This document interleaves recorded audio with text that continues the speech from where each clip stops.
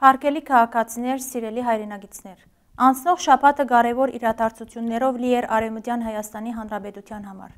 Այդ օրերու ընթացքին արձանագրվեցան շարք մնախաձեռնություններ, որոնք միտված են մեր պատմական արդարության վերականգնման և մեր ժողովրդի իրավունքներու պաշտպանության գործընթացի շարունակության։ Ապրիլի 27-ին կայացած հիշադակի միջոցառումը, որոնց մանրամասները ներկայացուց Արևմտյան Հայաստանի Հանրապետության ազգային խորհրդի նախագահ Արմենակ Աբրահամյանը։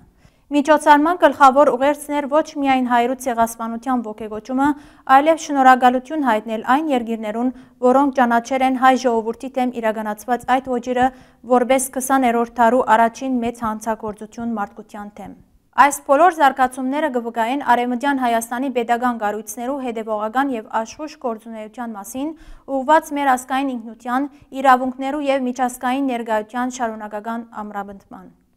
Շնորհակալություն կհայտնեմ բոլոր գործընկերներուն, ինչպես նաև մեր հայրենագիտներուն ներգրավված ըլլալու և միասնականությամբ առաջնորդվելու համար։